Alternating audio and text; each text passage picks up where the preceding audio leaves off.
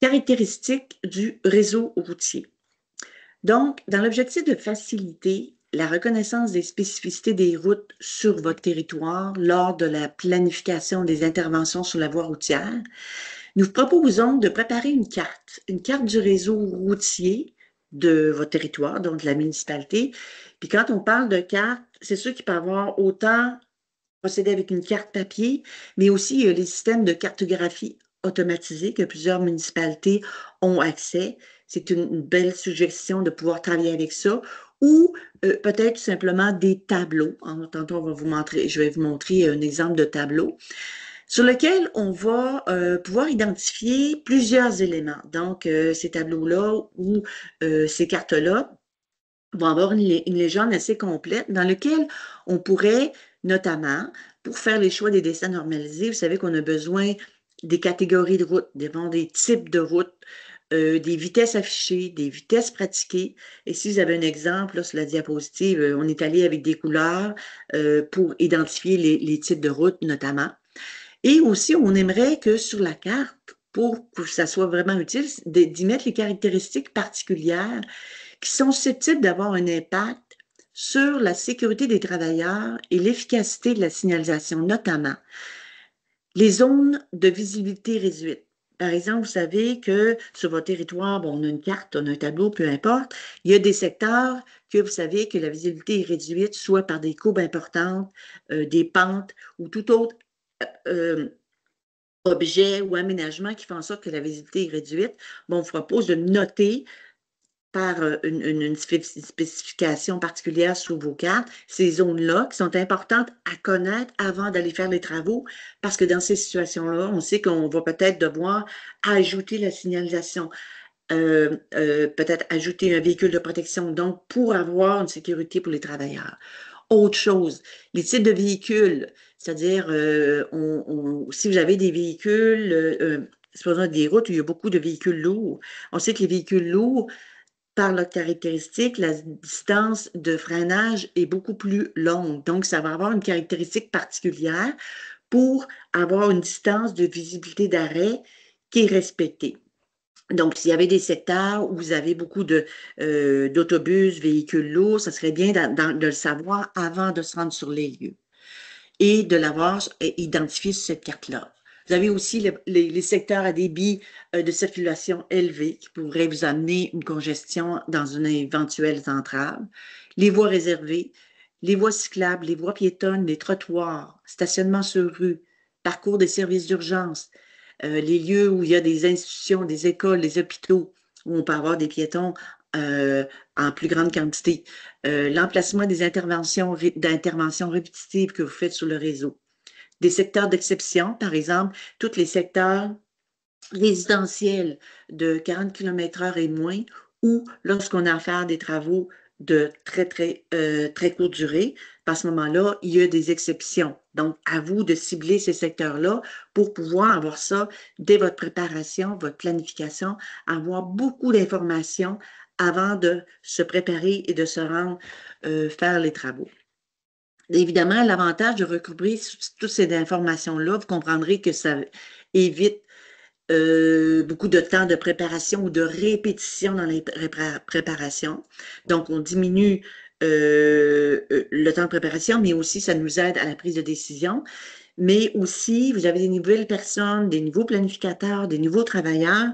Donc, eux qui ne connaissent peu ou pas le réseau et leurs caractéristiques, ben, ils auront un exemple toujours en main pour avoir le plus de connaissances possible du réseau et de planifier des interventions d'autant plus sécuritaires.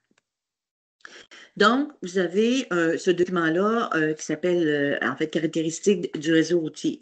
Tous les documents dont je vais vous parler, qui sont des aides, ils sont en marge des présentes capsules qui seront sur notre site Internet et vous pourrez cliquer et avoir accès directement à ces documents-là. Donc, si je vous mets un exemple avec, en fait, le pourquoi d'aller chercher les caractéristiques du réseau, et je donne un exemple avec un tableau. Évidemment, un tableau qui, en dessous, vous allez avoir une légende à suivre et tout le reste, ou, comme je vous disais, ça peut être une carte, ça peut être directement dans des cartes automatisées de localisation, de géolocalisation. Ajouter aux caractéristiques du réseau routier, en fait, en plus des cartes de territoire, avant chacune intervention, nous, on vous suggère fortement de rendre disponibles aux installateurs des cartes dites numériques ou cartes Google, afin que ces gens-là, avant de partir pour aller sur le terrain, puissent avoir une idée vraiment des lieux précis, de l'environnement dans lequel ils vont se rendre faire l'intervention. Ces cartes-là peuvent être préparées par le planificateur. Donc, on s'attend à ce que le planificateur puisse avoir un ordinateur, l'accès à Internet pour aller chercher les cartes sur Google Maps et évidemment une imprimante à leur portée. Donc, ces cartes-là pourraient être transmises en même temps que le bon de commande, le bon de travail et le dessin normalisé qui est transmis à l'équipe. On joint également ces cartes-là afin de faciliter la tâche et l'analyse en fait, des lieux et des caractéristiques des lieux de l'intervention. Donc, évidemment, pour vous dire que dans la formation de l'APSAM, signalisation des travaux installateurs, nous, on donne, on valorise vraiment l'accès à ces cartes-là de façon à ce que l'installateur puisse mieux se préparer à se rendre pour une intervention. Sixième étape, l'inventaire et des interventions ou travaux réalisés sur et en bordure de la voie routière dans la municipalité. Pardon. Donc, il y a de nombreuses infrastructures municipales et publiques qui sont sur et en bordure de la voie routière. En fait, les infrastructures municipales sont en grande majorité sur ou en bordure de la voie routière, notamment tout ce qui se fait aux travaux publics, au niveau de l'horticulture, au niveau des loisirs, des événements, des travaux d'électricité, d'éclairage, le déneigement, le génie, l'arpentage, aqueduc, égouts. Tout ça se fait dans des lieux où on doit soit entraver la voie routière, les trottoirs, les pistes cyclables, un ou et l'autre. Donc, des interventions, évidemment, des durées variables. On peut aller faire la maintenance, le remplacement, on fait du contrôle, puis on va réaliser tout ça avec des travailleurs du milieu municipal. Donc, l'objectif de faire cet inventaire-là, c'est vraiment de s'assurer que toutes les interventions et les travaux effectués par les équipes municipales qui nécessitent une intervention, peu importe l'ampleur ou la durée, soient en fait répertoriées et incluses dans les actions de la présente démarche. Souvent, un secteur d'activité décide de faire une démarche au niveau de la signalisation, mais on comprend que dans une organisation, pourquoi faire une démarche de façon individuelle? L'idée est vraiment d'inclure tous les services qui ont à travailler sur et en bordure de la voie routière.